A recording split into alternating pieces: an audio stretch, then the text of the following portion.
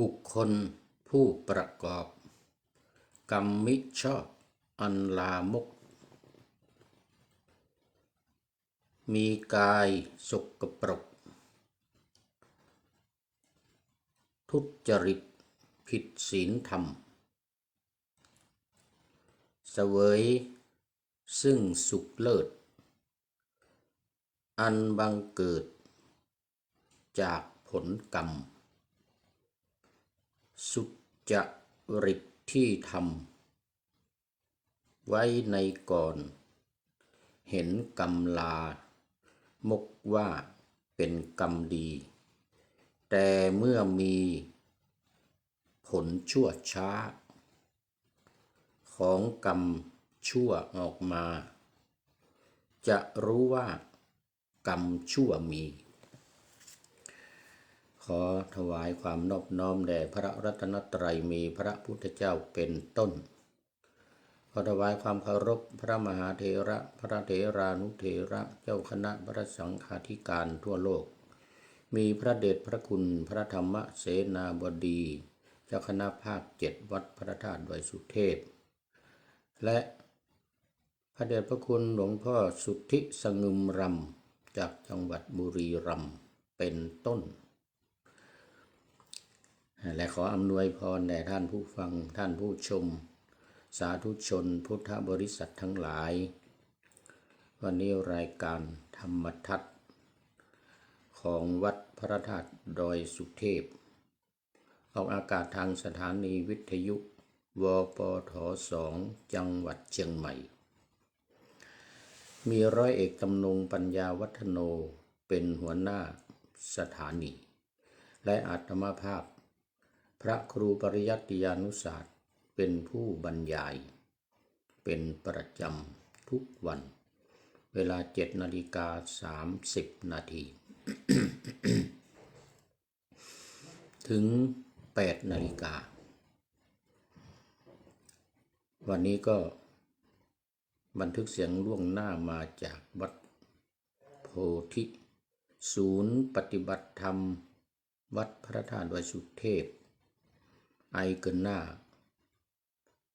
ทานลินเอสโตเนียผ่านทางเฟซบุ๊กไลฟ์สวัยเทพบุญเหมือนเดิม ขอต้อนรับวันนี้พระเดชพระคุณหลวงพ่อสุทธิสงึมรำเข้ามาตั้งแต่ไก่ไม่โห เขาเรียกว่ามาตั้งแต่หัวรุ่งเลยทีเดียวปะหน้าธรรมาสยังไม่ทันจบ มาแล้วหลวงพ่อเป็นอันดับแรกวันนี้ขอบคุณมากโอ้จังหวัดบุรีรัมย์แม้ว่าจะใกล้ชายแดนเขมรที่กำลังมีความตึงเครียดกันอยู่ก็ตามพระเดชพระคุณหลวงพ่อก็ไม่ละไม่ทิ้งรายการของผู้พูดในทุกรายการ4 รายการนี่หลวงพ่อไม่พลาดเลยเข้ามาทุกรายการยกเว้นตอนดึกๆ 1 ตี 2 ตี 3อย่างนี้ไม่ใช่เฉพาะหลวงพ่อFCอื่นๆก็หายหมดเหมือนกันหลับปุ๋ยกันไปหมด มีแต่ผมนั่งพูดอยู่กับผีหลวงพ่อพูดให้ผีฟัง ในตอนบันทึกนะตอนบันทึกเสียงตอนดึกๆแต่ที่เอสโตเนียนี่มันไม่ดึกนะหลวงพ่อนะ2 ทุ่ม 3 ทุ่ม 4 ทุ่มอย่างเงี้ย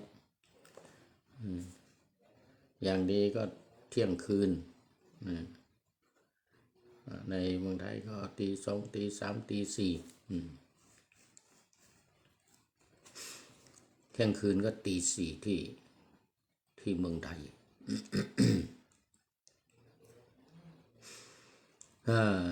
สำหรับวันนี้ก็ยังอยู่ในเรื่องเดิมคือเรื่องอนาถบิณฑิกเศรษฐีธรรมะที่นำมาจากพระไตรปิฎกขุททกนิกายมาประกอบกับ เอ่อเรื่องราวในอรรถกถาธรรมบท ที่พระเดชพระคุณหลวงพ่อพุทธโฆษาจารย์รจนานี้นะก็ยังอยู่ในเรื่องเดิมอีกเหมือนกัน คือเรื่องของผลกรรมดีผลกรรมชั่วกับคนดีคนชั่วผู้กระทำก็พูดมาตั้งแต่2-3 วันมาแล้วว่าคนดีเนี่ยแม้ทำดีหรือมีทำชั่วไปบ้างเนี่ยนะแต่เมื่อกรรมดี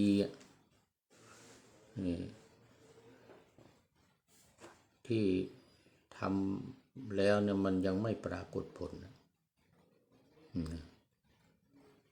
คนดีก็คิดว่าเฮ้ยกรรมดีนี่ก็ไม่ดีเหมือนกันนะทำให้ตัวเองไม่สะดวกสบายไม่ดีตามความดีที่ทำเลยนะความดีมันถ้าจะไม่ดีเว้ยแต่ความจริงแล้วตัวเองได้รับผลชั่วผลไม่ดีที่ได้ทำไว้ในปางก่อนมาตามทันกรรมไม่ดีมันมาตามทันมันก็ต้องได้รับผลไม่ดีส่วนผลดีที่ทำไว้แล้วมันไม่หนีไปไหนไม่หายไปไหนหรอกความจริงพอกรรมไม่ดีที่เสวยอยู่เนี่ยมันหมดนะเมื่อไรเมื่อนั้นกรรมดีมันก็จะมาแล้วก็จะมาแทนที่มาปรากฏมาให้ผลมาผลิตผลนั่นนะคนดีที่ทำดีจึงจะรู้ว่าผลดีมันมีจริงเว้ยขณะเดียวกันวันนี้พูดถึงคนไม่ดีตามที่ปาหน้าไว้ว่าบุคคลผู้ประกอบกรรมมิชอบอันลามกมีกายสกปรกทุจริตผิดศีลธรรมเสวยซึ่งสุขเลิศอันบังเกิดจากผลกรรมสุจริตที่ทำไว้ในก่อนเห็นกรรมลามกว่าเป็นกรรมดีแต่เมื่อมีผลชั่วช้าของกรรมชั่วออกมาจะรู้ว่ากรรมชั่วมีคือกรรมชั่วที่ตัวเองทำเนี่ยมันยังไม่ปรากฏแต่ตัวเองได้เสวยความสุขที่ได้ทำไว้ในปางก่อนชาติก่อนอยู่ก่อนเนี่ยตอนเนี้ยถึงแม้จะทำชั่วก็คิดว่าความชั่วมันดีนี่ว่ะเราก็สุขสบายนี่มีเงินมีทองใช้นี่ไปจี้ไปปล้นเขามาก็สบายเป็นล้านจ่ายกินสบายเลี้ยงลูกเลี้ยงเมียมีหน้ามีตามีคนเคารพนับถือนี่เพราะฉะนั้นในกรรมชั่วที่ทำไปถ้ามันก็เป็นผลดีเนี่ยคิดอย่างนี้นะคิดอย่างนี้นะเพราะอะไรเพราะว่ากำลังเสวยผลดีอยู่ไงกรรมชั่วมันยังไม่ปรากฏไงที่ทำไว้แล้วเนี่ยใหม่ๆเนี่ยมันไปโกงเขามาได้100 ล้านพันล้านเนี่ยนะหรือไปได้จากบ่อนคาสิโนก็ตามไปได้จากอะไรแก๊งคอเซ็นเตอร์อะไรแถวตลาดปอยเป็ดนะก็ตามมันก็ดีจังมันได้เงินมามันก็เอามาอยู่มากินเลี้ยงลูกเลี้ยงเมียเลี้ยงครอบครัวเลี้ยงตระกูลเลยอย่างตระกูลฮุนเซนเนี่ยเลี้ยงทั้งตระกูลเลยส่งเข้าประจำหน้าที่ต่างๆตั้งแต่นายกรัฐมนตรีอย่างนี้รัฐมนตรีคุมสื่อทั่วประเทศนี่ลูกสาวลูกชายอะไรเป็นทหารอีกคนหนึ่งก็เป็นทหารพลเอกแล้วเนี่ยอย่างเงี้ยปั้นขึ้นมาเนี่ยก็ได้รับผลดีได้เงินจากบ่อนพนันที่ปอยเป็ด ที่อะไรแถวสระแก้วชายแดนสระแก้วเนี่ยแถวบ่อเกลืออะไรต่างๆแถวเนี้ยนี่แต่เนี่ยมันเป็นความไม่ดีที่ทำแต่มันได้เงินมาใช้มาจ่ายมาดูแลครอบครัวดูแลตระกูลหุนทั้งหมดเนี่ยตระกูลหุนทั่วประเทศเนี่ยหุนมันเน็ตหุนมันนาหุนมานิดหุนมาลีอะไรต่างๆลูกสาวลูกชาย เขาจะเบื่อสุขกันอยู่แต่ตัวนี้เริ่มแล้วเริ่ม เริ่มแล้วไอ้กรรมชั่วเริ่มจะปรากฏแล้วอะไรรายได้จากแถวชายแ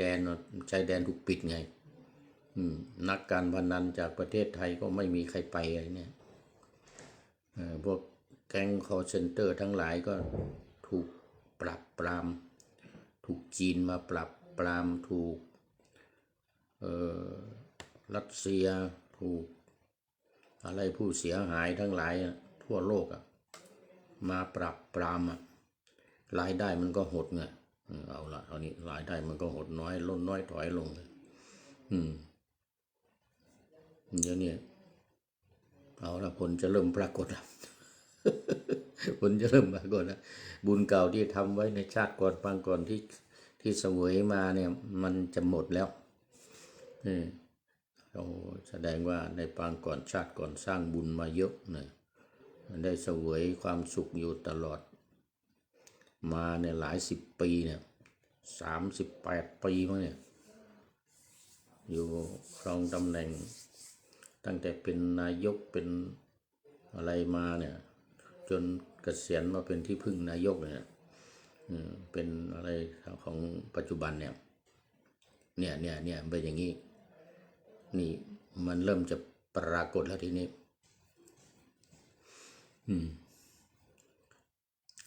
หักหลังจีนไปพึ่งอเมริกาจีนยกกำลังเข้ามาประชิดชายแดนแล้วตอนนี้ที่ประเทศลาวจะทำการรบพุ่งกันแล้วจะฝึกร่วมกัน5 ชาติที่ประเทศลาวตอนนี้โอ้ฮุนเซนก็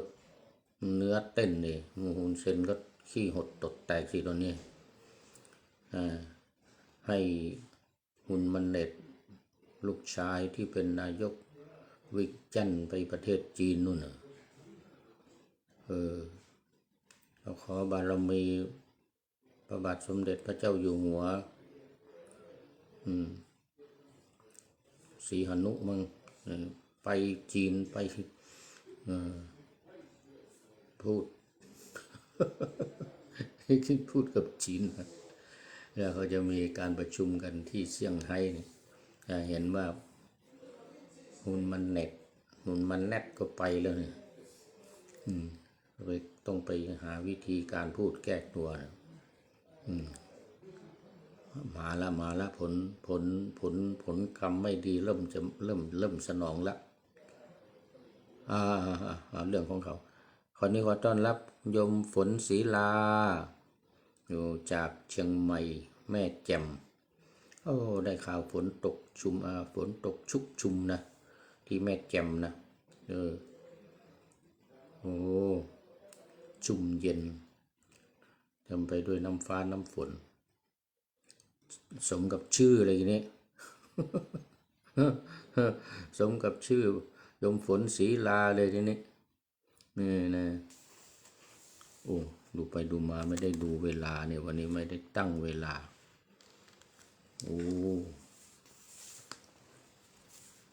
ไม่ได้ตั้งเวลานะเนี่ยต้องเดาเอาแล้วเนี่ยจะหมดเวลาเมื่อไรยังไงนี่กำลังเริ่มต้นมาเอาไม่เป็นไรมา อย่ามัวไปยุ่งเรื่องการบ้านการเมืองเรื่องไอ้ประเทศอื่น ขอต้อนรับคุณโยมพิสมัยศรีเทพธรรมรงค์จากลำปางอีกครั้งหนึ่งโอ้โห2 ครั้งแล้ววันนี้โอ้สาธุสาธุโมทนาเป็นอย่างยิ่งทั้งรอบเช้าทั้งรอบบ่ายเลยนะโอ้โมทนาโมทนาโยมฝนศรีลาโยมพิสมัยศรีเทพธรรมรงค์จากลำปางจากลำปางโอ้โมทนาเป็นอย่างยิ่ง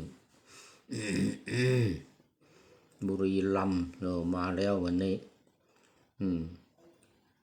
เดี๋ยวอุตรดิตถ์ยังเงียบอ่างทองกรุงเทพนครศรีธรรมราชเชียงรายเอามาลำพูนเชียงใหม่มา1แล้ว โอ้เอามาวันนี้มาต่อมาต่อเมื่อวานนี้ก็เล่ามาถึงตอนที่ผลกรรมของเทวดาจะสนองอะไรทีเนี้ยเทวดาเมื่อวานนี้คิดอยู่ว่าตอนนี้เศรษฐีหมดเงินหมดทองแล้วคงจะฟังเราว่างั้นนะเราจะต้องเข้าไปหาเศรษฐีต้องเข้าไปบอกไปเตือนหรือไปแล้วเมื่อวานนี้ไปแล้วหรือยังยังไม่ได้ไปยังคิดอยู่อันมีเทวดาอยู่ที่ซุ้มประตูของบ้านเศรษฐีอนาถบิณฑิกาเศรษฐีเนี่ยโยมพิสมัยเทวดาอยู่ซุ้มประตูอยู่สุขสบายดีแท้ที่ซุ้มประตูบ้านของเศรษฐีเนี่ยนะมีลูกออกหลานอยู่ที่นั่นอยู่กินสบายตอนนี้พอท่านเศรษฐีชักจะล่อยหลอทรัพย์สมบัติชักจะล่อยหลอลงไม่ใช่อะไรหรอกเนื่องจากว่าถูกโกงพวกเห็นเศรษฐีใจดีทำบุญสุนทานก็เลยมาขอยืมเงินของเศรษฐีโกงไป18 โกฏโอ้โห1 โกฏก็100 ล้าน1,800 ล้านยืมไปขอไปถือโอกาสไม่คืนให้เศรษฐี1,800 ล้านไม่ใช่น้อยๆนะโกงออกไปหมู่นี้ก็เหมือนกันนะผลการโกงเศรษฐีนี่ยังไม่ให้ผลเดี๋ยวค่อยดูนะเดี๋ยวค่อยดูรับสมบัติอะไรที่เอาไปจะต้องมาคืนให้เศรษฐีหมดแล้วค่อยดูนะเป็นอย่างนั้นนะแล้วก็อีกอย่างหนึ่งเศรษฐีเอาเงินไปฝังไว้ที่ใกล้แม่น้ำมจิรวดีก็ไม่คิดว่าน้ำมันจะเซาะฝั่งเข้ามามันจะทำให้ทรัพย์สมบัติของเศรษฐี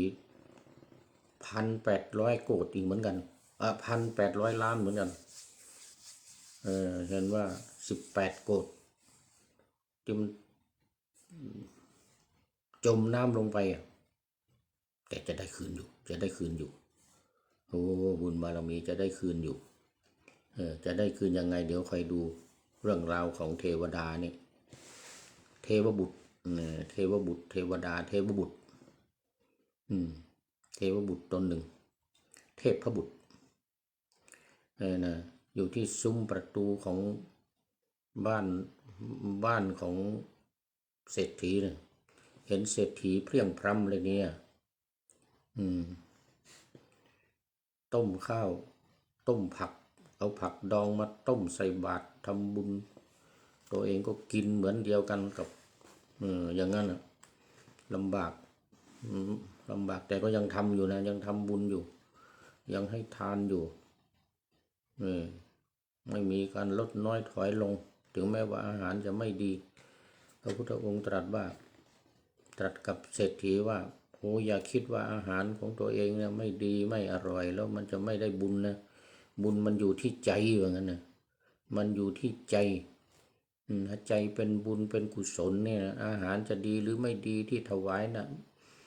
จะน้อยไปหรือจะรสชาติไม่ดีมีแต่ผักดองก็ตามเหมือนกันนะบุญมันก็ยังได้อยู่เหมือนเดิมเหมือนกันนะเพราะบุญมันอยู่ที่ใจมันไม่ได้อยู่ที่อาหารเหมือนกันพระพุทธองค์แสดงธรรมให้กับเศรษฐีก็ดีใจทีนี้เทวดาสิไม่ดิเทวดาสิเห็นช่องเห็นโอกาสมันจะต้องไปยุยงเศรษฐี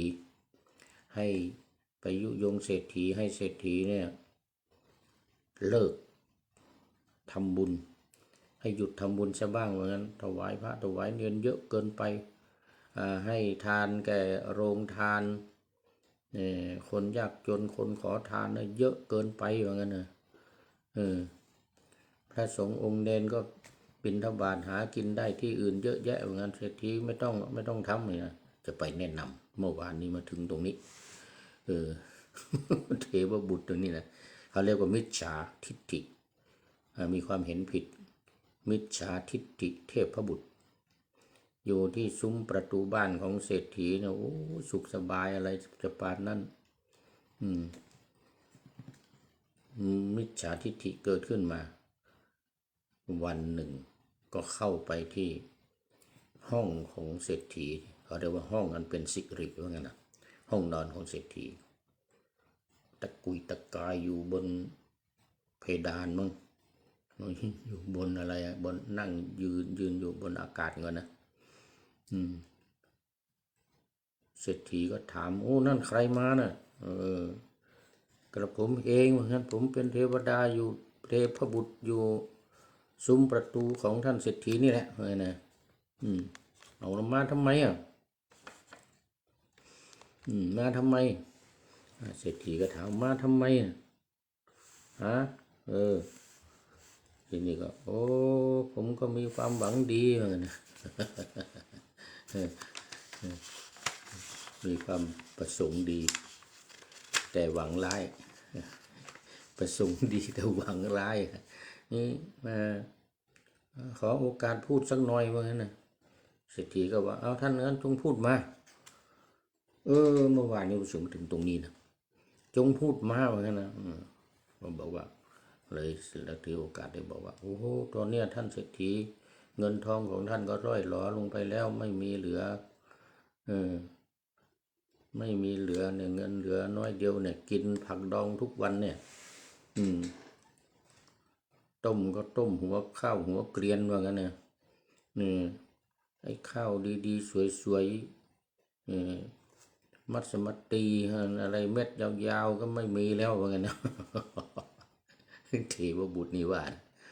หยุดเถอะว่างั้นนะท่านเศรษฐีหยุดทำบุญทำทานไอ้โรงทานทั้งหลายนั้นเลิกเลยแล้วก็ที่ถวายใส่อาหารบิณฑบาตแก่พระเนรทุกวันวันละ 2,000ที่บ้านเนี่ยแล้วก็แบกหามให้คนแบกหามไปที่วัดอีกไม่รู้เท่าไหร่ว่างั้นนะหยุดเถอะว่างั้นนะแล้วตั้งหน้าทั้งตาทำการทำงานเก็บหอมรอมริบก็จะเป็นเศรษฐีอยู่เหมือนเดิมเหมือนบ้า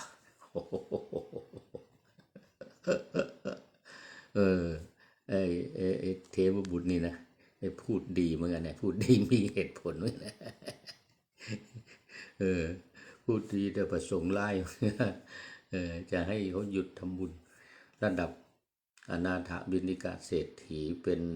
โสดาบันไม่มีการท้อถอยเด็ดขาดพระโสดาบันนี่ศรัทธา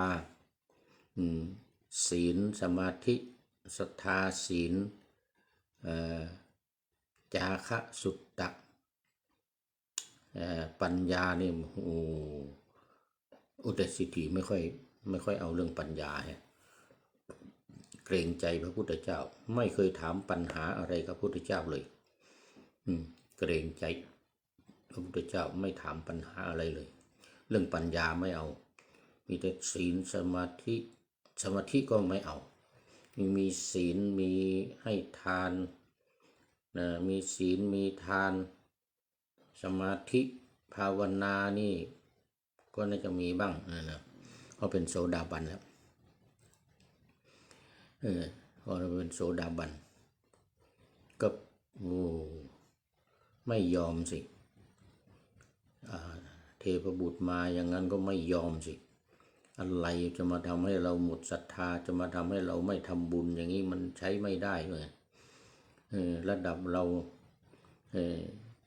อนาคามีถึงแม้ว่าเนี่ยจะประมาทพลาดพลั้งเผลอไปบ้างเนี่ยแต่ว่าไม่หวั่นไหวเด็ดขาดเลยนะไม่หวั่นไหวไม่เปลี่ยนแปลงจิตใจในเรื่องของการทำบุญสุนทานในเรื่องของการเป็นทำอภิธานทั้ง6นี่นะไม่เด็ดขาดเหมือนกันอภิธาน6นี่พระโสดาบันไม่ทำเด็ดขาดคืออนันตริยกรรม5ฆ่ามารดาฆ่าบิดาฆ่าพระอรหันต์ทำเลือดพระพุทธเจ้าห่อแล้วก็ทำสังฆเพศนี่นะพระโสดาบันขึ้นไปนี่จะไม่ทำเด็ดขาดที่พระเทวทัตทำนั่นมันเพราะว่ายังไม่ได้โสดาบัน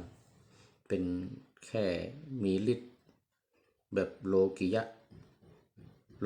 ฤทธิ์โลกิยะไม่ใช่โลกุตระเนี่ย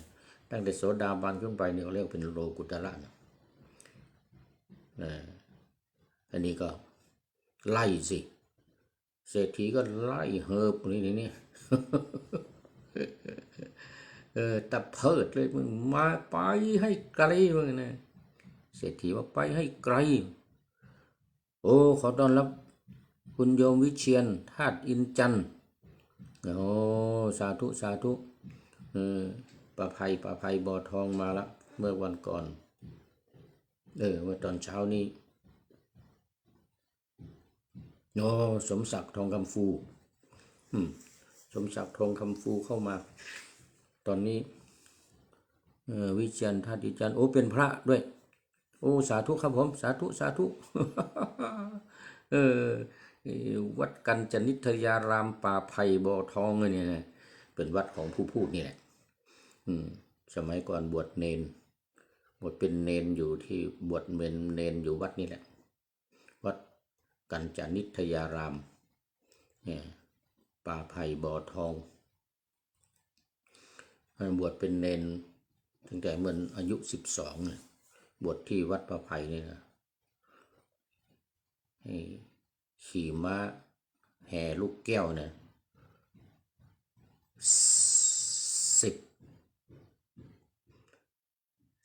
ลูกแก้วนะตอนนั้นน่ะป่าไผ่8ห้องไข่นี่2นี่ตอนนี้ได้ข่าวเหลือผู้พูดนี่รูปเดียวเลย10รูปวิเชียรท่านวิเชียรอันนั้น10รูปสมัยนั้นนะเหลือเนี่ยรูปเดียวเนี่ยแถวป่าไผ่เดี๋ยวสำเริงนะสำเริงทองคำฟูนะโอ้เยอะเลยพอนานเจริญที่ไปอยู่หัวฝ่ายนะโอ้น้อยเนเสน่ห์ทองคำฟูก็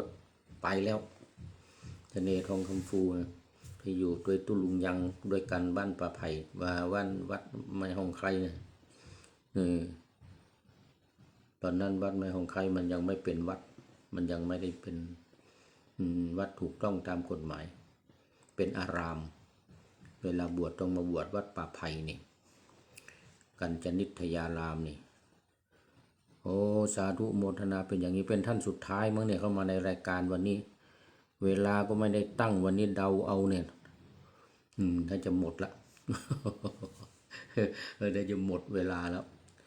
โมทนากับทุกท่านท่านวิเชียรธาตุอินจันทร์ก็เป็นท่านสุดท้ายเข้าสู่เส้นชัยของรายการในวันนี้โมทนาขอบคุณเป็นอย่างยิ่ง ขอนำรายการธรรมทัศน์ไปก่อนแล้วจะย้อนมาใหม่ในวันหลังเพื่อให้ท่านทั้งหลายได้รับฟัง พระธรรมเทศนังเหมือนดังเดิมเป็นธรรมะในพระไตรปิฎก3ธรรมบทอันงดงามบรรยายเสริมอธิบายใจความเหมาะมาต่อเติมยกนิทานดั้งเดิมเสริมบทธรรมขอทุกท่านสุขกายสบายใจปรารถนาสิ่งใดอันเลิศล้ำจงเพิ่มพูนตามบุญงามและตามกรรมที่ได้บำเพ็ญไว้ทุกประการขอเจริญพร